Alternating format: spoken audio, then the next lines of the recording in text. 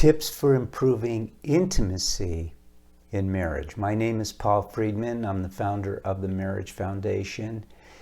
And if you're already a subscribed member of this channel, you know that my approach is going to be very different than what you find in other places. I'm not going to talk to you about wearing slinky dresses if you're a woman. I'm not going to talk to you about marital aids if you're a man. I'm going to talk to you about real intimacy, and we're going to talk about sex a little bit, because even though you're thinking, we're not having enough sex. There's a huge myth around sex. It is so widespread that if you were to go to marriage counseling, which I strongly advise against, unless they're one of ours, of course, and then it's not marriage counseling. If you were to go to marriage counseling, one of the first questions they would ask you is about your sex life. They use that as a barometer to determine how well your marriage is doing.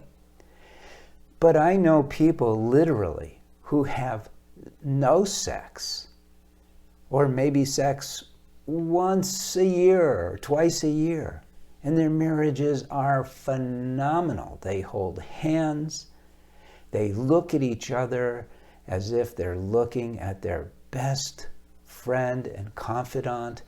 They have what is called true intimacy, even without sex. In other words, sex is not what intimacy is. Is sex bad? No, of course not. Is sex good? Could be. Just joking. So the thing of it is, all right, let me use an analogy. Communication, verbal communication, is a way of expressing intimacy. A smile is a way of expressing intimacy. Intimacy means intimacy. It means a closeness that is not usual, that is not normal. When you know someone intimately, as you do your spouse, that's intimacy.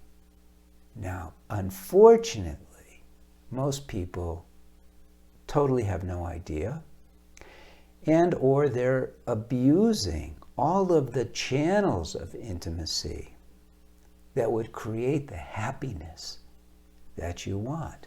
Now, let's be honest. You're not looking for intimacy for the sake of intimacy. Of course not. You're not looking for sex for the sake of sex. That's what dogs do. And after a dog has sex, it goes on with its day like nothing has happened, because it's a biological drive to have sex. A human being is so amazing. We're able to take a biological drive like sex and turn it into something amazing. Why? Why can we do that? You know, you really need to understand these things about yourself, so you understand these things about marriage, so that you can benefit as you wanted when you first got married. You first wanted to get married so that you would be happier.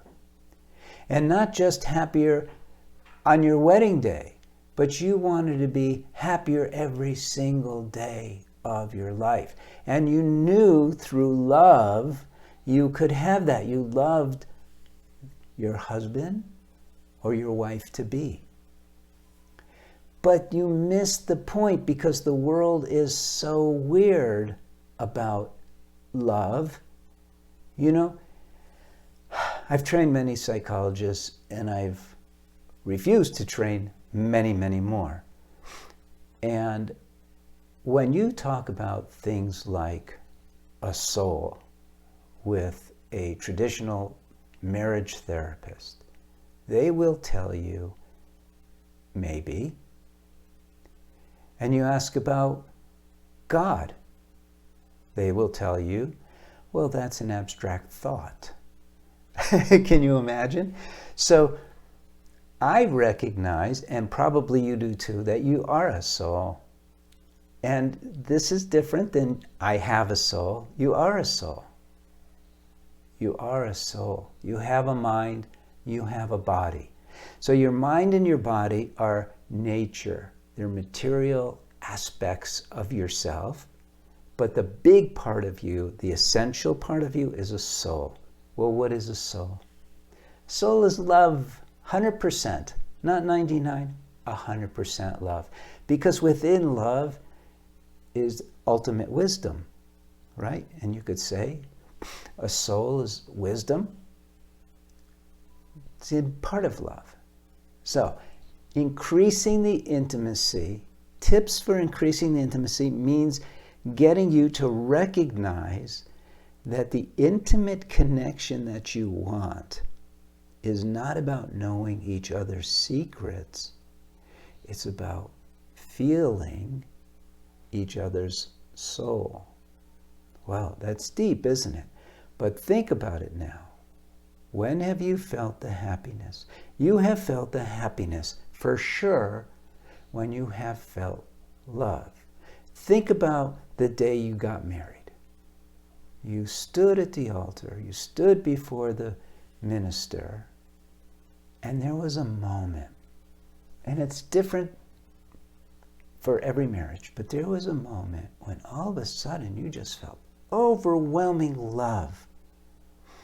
And then it slowly dissipates because we're not used to it. We don't know how to hold on to it. And so that love, and you feel that at other people's weddings too, don't you? There's that moment when that love just is so powerful. Well, that's not an abstract thought. That's real. That's tangible. That love is what it's all about. And intimacy is about connecting your love with your spouse's love. That's intimacy. So the trick, the tips are simple. What you do is you utilize your mind and the actions that you are capable of doing whenever you want, because you have free will, to invoke the presence of that love into your marriage. That will create the dynamics that actually allows for a lot more sex. So what you do, oh my God, sorry about the talk. So what you do is you incorporate things like smiling.